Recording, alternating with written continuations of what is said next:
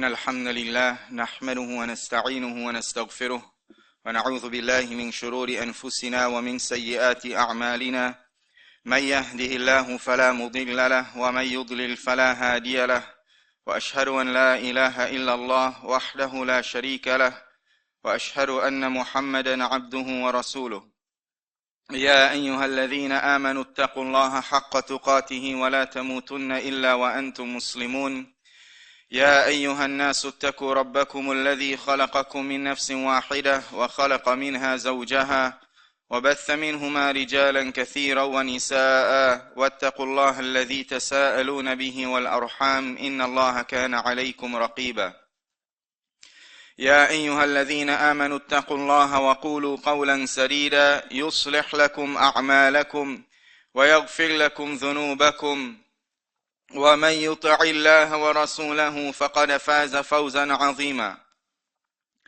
أما بعد فإن أصدق الحديث كتاب الله وأحسن الهدي هدي محمد صلى الله عليه وسلم وشر الأمور محدثاتها وكل محدثة بدعة وكل بدعة ضلالة وكل ضلالة في النار رب اشرح لي صدري ويسر لي أمري واحلل عقدة من لساني يفقه قولي.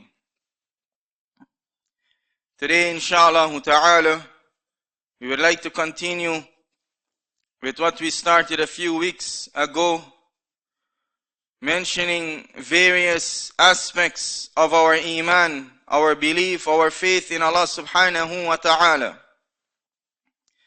as it is the key to our happiness and our success in this dunya and in the hereafter. As Allah subhanahu wa ta'ala, He mentioned, من عمل صالحا من ذكر أو أنثى وهو مؤمن فلنحيينه حياة طيبة وَلَنَجْزِيَنَّهُمْ أَجْرَهُمْ بِأَحْسَنِ مَا كَانُوا يَعْمَلُونَ. Allah subhanahu wa ta'ala, He mentioned that whosoever does righteous deeds, good deeds, whether he is a male or female, while being a mu'min, while being a believer, while having Iman and perfecting Iman, فَلَنُحْيَنَّهُ حَيَاةً طَيِّبَةً. We are going to give him a goodly life in this world. We are going to give him a life of tranquility, a life of contentment, a goodly life in this dunya.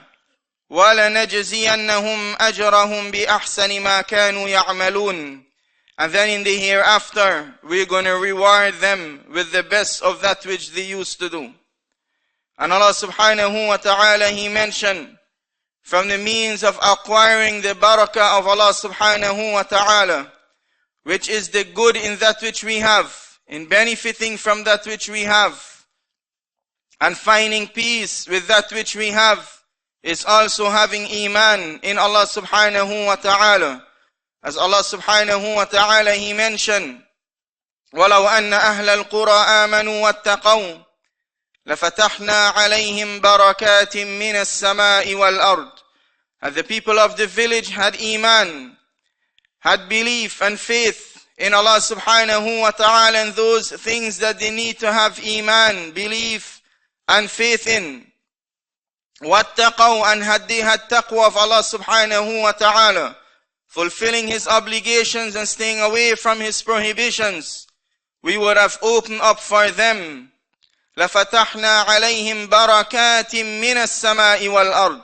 We would have opened up for them the barakat, the blessings of the heavens and the earth. And the barakat of Allah subhanahu wa ta'ala, the barakah is to find good in that which Allah subhanahu wa ta'ala has given you.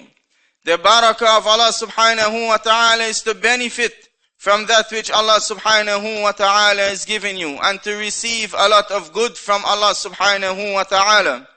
As many people in this dunya, Allah may have given them from this dunya many things, wealth and homes and children, means of transportation and so on, but they do not find good in those things. Those very things are giving them misery, giving them sadness and depression, And from amongst the means why they are not receiving the good in that which Allah subhanahu wa ta'ala has given them, and why they are not having a goodly life of peace and tranquility and contentment, is because they have problems with their iman in Allah subhanahu wa ta'ala. And we have mentioned various aspects of the iman in Allah subhanahu wa ta'ala, the greatest of which is we worship Allah subhanahu wa ta'ala and we do not associate any partners with Allah subhanahu wa ta'ala. And today, insha'Allah ta'ala, we would like to talk about another aspect of iman. And this aspect of iman is from the fruits of all of the other aspects of iman. You cannot gain this aspect of iman until everything else with regards to your faith, with regards to your deen, your Islam, is complete, is perfected with Allah subhanahu wa ta'ala. And that is the aspect of tawakkul, reliance in Allah subhanahu wa ta'ala. As Allah subhanahu wa ta'ala, He mentioned about the true believers, إِنَّمَا الْمُؤْمِنُونَ الَّذِينَ إِذَا ذُكِرَ اللَّهُ وَجِلَتْ قُلُوبُهُمْ. That the true believers, they are those who when Allah is mentioned, their hearts tremble. وَإِذَا تُلِيَتْ عَلَيْهِمْ آيَاتُهُ زَادَتْهُمْ إِيمَانًا. And when His signs are being recited to them, His verses, this Quran, the reminders of Allah are being recited to them, زَادَتْهُمْ إِيمَانًا, they increase in iman. وَعَلَى رَبِّهِمْ يَتَوَكَّلُونَ, and upon their Lord they have tawakkul. The true believers, from their qualities is they have tawakkul in Allah subhanahu wa ta'ala and Allah alone. And that is reliance in Allah subhanahu wa ta'ala, depending in Allah subhanahu wa ta'ala, depending on Allah subhanahu wa ta'ala for whatever they want in this dunya and the hereafter, while they are making effort to seek that which they want. As tawakkul has to do with these two aspects, and none out of the two can be separated. You have to rely on Allah subhanahu wa ta'ala, and you have to seek the means. And as we mentioned, this can only be established. For you to have true tawakkul in Allah, everything else must be up to date. Your salah must be up to date. If you're not praying your 5 daily salah regularly, on time, you are not keen and eager and concerned about your salah, know for sure that you have not perfected your tawakkul in Allah. If you are not paying your zakah, and you are not being punctual with your zakah and keen with your zakah, know for sure that you have problems with your tawakkul. If you are not fasting the month of Ramadan, and you have not made a hajj, when it is obligatory upon you and you have the ability to do so, know that there is something wrong also with your tawakkul. Everything goes back to tawakkul, or tawakkul goes back to everything. And the evidence for this are many. As the Prophet sallallahu alaihi wasallam, he mentioned that the group of people who will enter into the Jannah, when he described those group who will enter into the Jannah without being punished, without being reckoned by Allah subhanahu wa ta'ala, he only mentioned one quality, and that is the tawakkul. As the Prophet sallallahu alaihi wasallam, he said, يَدْخُلُ مِنْ أُمَّتِي الْجَنَّةِ 70,000 بِغَيْرِ حِسَابٍ. And then he mentioned about them, هم الذين لا يسترقون ولا يكتوون ولا يتطيرون وعلى ربهم يتوكلون. That there are going to be 70,000 who will enter from my ummah into the Jannah without any reckoning and without any punishment. And then he said about this group who will enter into the Jannah without being punished and reckoned by Allah subhanahu wa ta'ala, that they are those, they do not seek ruqyah from others. If they are sick, they do ruqyah upon themselves, but they do not seek it from others. وَلَا يَكْتَوُونَ, and they do not burn themselves in fear that some disease is going to afflict them.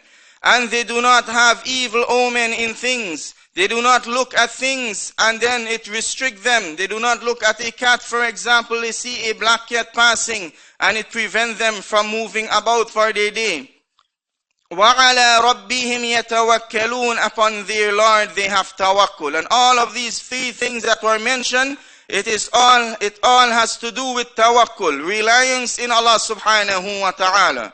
And note in this hadith, the Prophet sallallahu alayhi wasallam is talking about those who will enter the Jannah without being punished and reckoned. And he didn't mention salah, he didn't mention zakah, he didn't mention hajj, he didn't mention anything. Rather, he sums it up. He mentioned one aspect that all of these things pour into, and that is the tawakkul, the reliance in Allah subhanahu wa ta'ala. And the Prophet sallallahu alayhi wasallam explaining and summarizing also the reality of this tawakkul.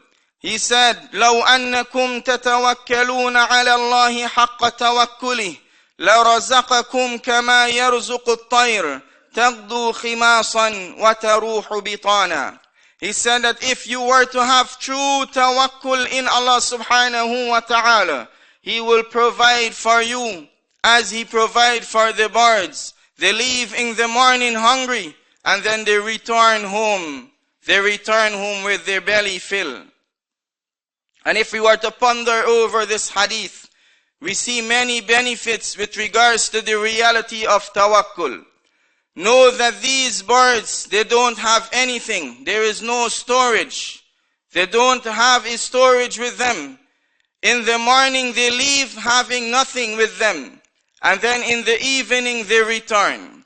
A person who have true tawakkul in Allah subhanahu wa ta'ala, he is able to have that reliance that every single day he goes about in the morning, he depends on Allah subhanahu wa ta'ala, and he have hope in Allah for his rizq and his sustenance. And he doesn't worry about tomorrow, and he only strive for tomorrow until tomorrow comes. That person who have complete tawakkul, he is able to live a life like this, worrying about each day or acting for each day as it comes, without fearing for the future, and fearing for the mustaqbal, for the future, and fearing for his sustenance tomorrow.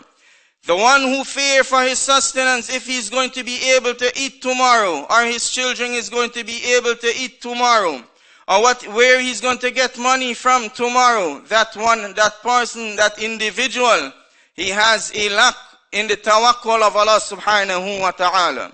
And the purpose of this is we must know what is it, the reality of this tawakkul, so that we can work and strive, and we know that there is something we need to work and strive for. As this is not something that tomorrow we can wake up and then say, okay, inshallah, I'm going to have tawakkul for the rest of my life. It doesn't happen like that. You're going to be filled with fear, and you're going to be panicking if you do not do what is required for you to do to build that tawakkul in Allah subhanahu wa ta'ala. And from the greatest means in building your tawakkul in Allah subhanahu wa ta'ala is to educate yourself about Allah subhanahu wa ta'ala. Knowing who Allah is, knowing His names and His attributes, knowing about the actions of Allah subhanahu wa ta'ala, having fear for Allah subhanahu wa ta'ala. As Allah subhanahu wa ta'ala, He says, إِنَّمَا يَخْشَى اللَّهَ مِنْ عِبَادِهِ الْعُلَمَاءِ.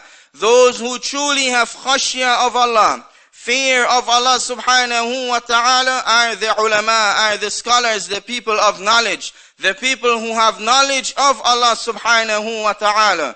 And the Prophet sallallahu alayhi wa sallam, he said, مَن يُرِدِ اللَّهُ بِهِ خَيْرًا يُفَقِّهُ فِي الدِّينِ. Whosoever Allah subhanahu wa ta'ala wants good for, He gives him understanding of his religion.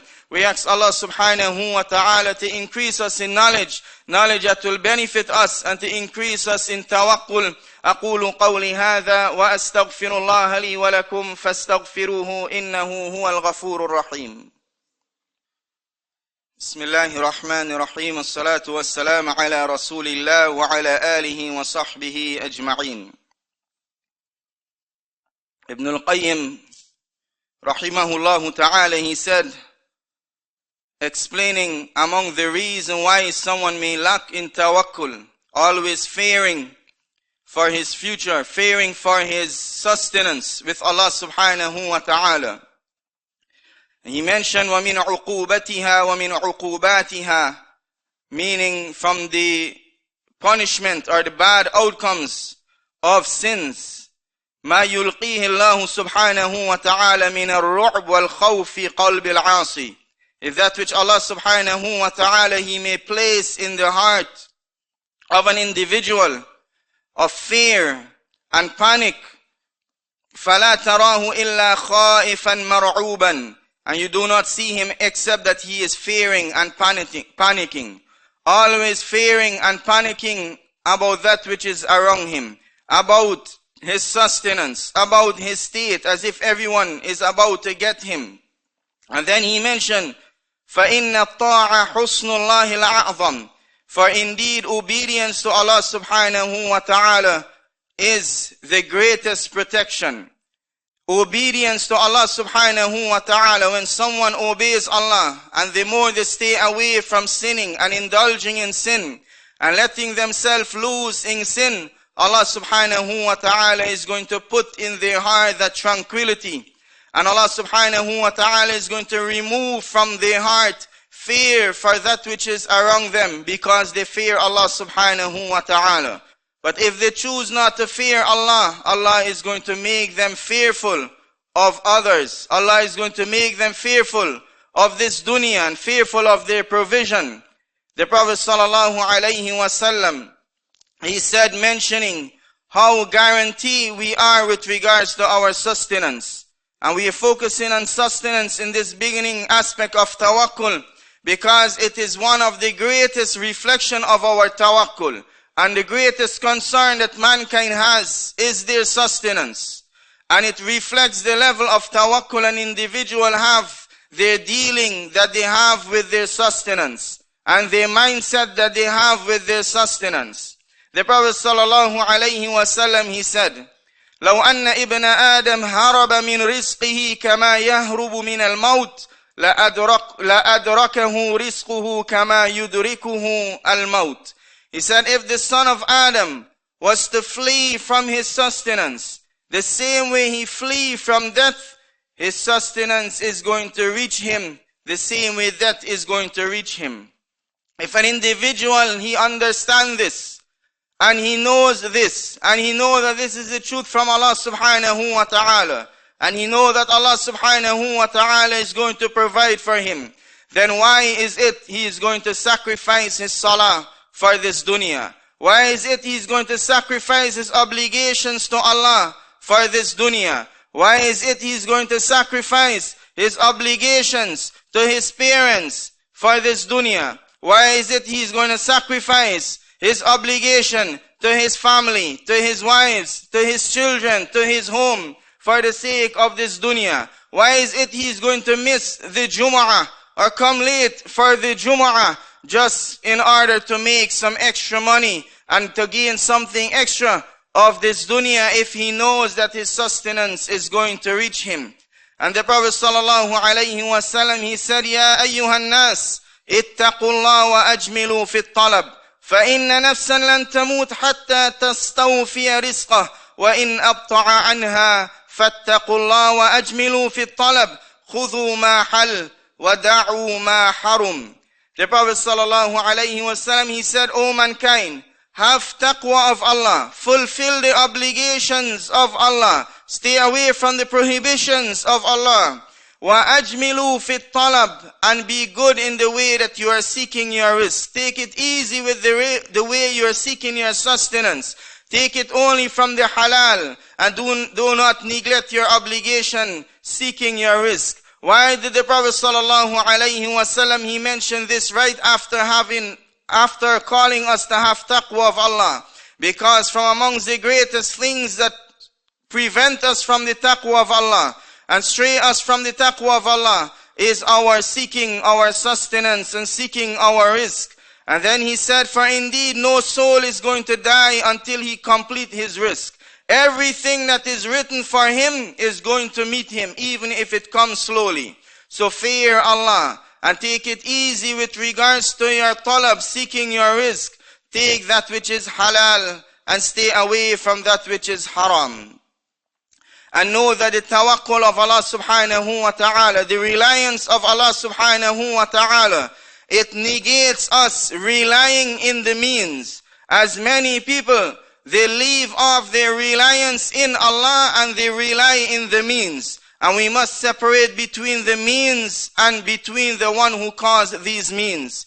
Allah subhanahu wa ta'ala, He is the one who caused everything to happen. And it is upon us to seek the means to gain these things. You may see that you are getting your risk from your parents, and you are fearful that if your parents go, who is going to provide for you? Or you get your means from your spouses, and you are panicking if your spouse is to go, who is going to provide for you? Allah, the one who provides for you through your parents, is able to provide for you through other than your parents. Allah is providing for you through your spouses. He is able to provide for you through other than your spouses. And if you attach your heart to the means, it shows that you have a lack in tawakkul in Allah. Rather, that is a form of associating partners with Allah subhanahu wa ta'ala.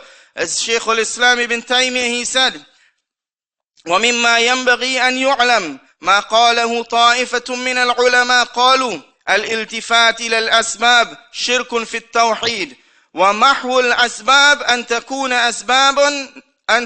أسبابا نقص في العقل والإعراض عن الأسباب الكلية قدح في الشرع وإنما التوكل والرجاء يعني التوكل الحقيقي والرجاء الحقيقي إلى الله معنى يتألف من موجب التوحيد والعقل والشرح.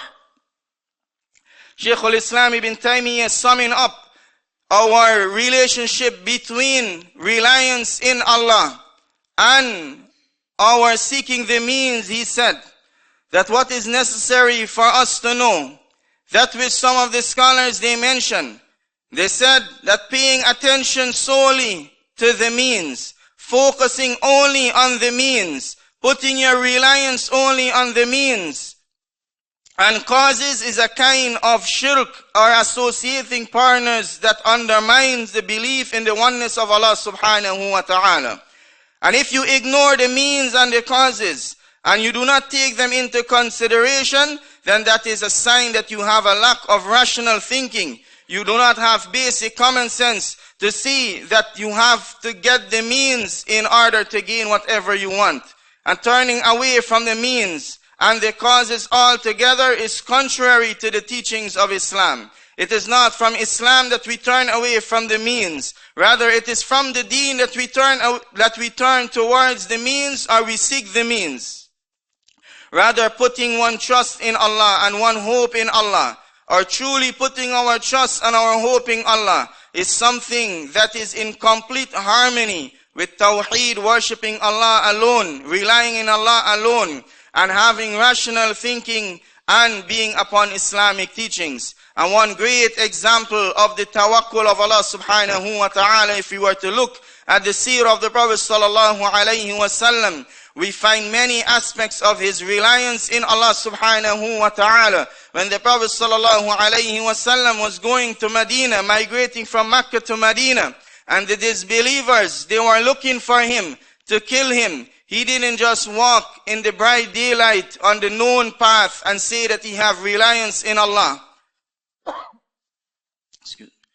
Rather, the Prophet sallallahu alayhi wa sallam, he took the means, he hid in the cave, and he took a different route, and he took a guide. He took his means, he took the causes for him to reach safely in Medina, but his reliance was truly in Allah. And that is why, when the disbelievers, the enemies, they were standing by the cave, he did not panic. Why? Because he was not relying in the cave for protection, rather he was relying in Allah. And when the enemy reached right behind him when he was on the journey, he did not panic. Why? Because he did not rely on his skill and taking a different path. Rather, his reliance was in Allah. So when there was nothing else for him to do, his reliance was in Allah, and he was calm and tranquil that Allah is going to protect him. And this is just one example of the tawakkul of Allah. And all of these aspects of our Iman, they are more detailed. They have more detail for us to learn and develop. And we must know that there are many things for us to do and to learn and develop if we want to meet Allah subhanahu wa ta'ala and be saved from His punishment and His reckoning. We cannot just throw back. We have to work and seek knowledge and increase in our knowledge. of Allah subhanahu wa ta'ala and the deen of Allah subhanahu wa ta'ala. We ask Allah subhanahu wa ta'ala to aid us upon Imaan and to keep us steadfast upon Imaan and make us die in a state of complete Imaan. We ask Allah subhanahu wa ta'ala for the good of this world and the good of the hereafter, and to protect us from the fire of Jahannam. ربنا أفرغ علينا صبرا وثبت أقدامنا وانصرنا على القوم الكافرين. اللهم انصرنا على القوم الكافرين. اللهم انصر المسلمين المستضعفين في كل مكان. اللهم انصرهم على أعدائهم وأعدائك يا ربنا يا رب العالمين. وصل اللهم على نبينا محمد وسلم وأقيموا الصلاة.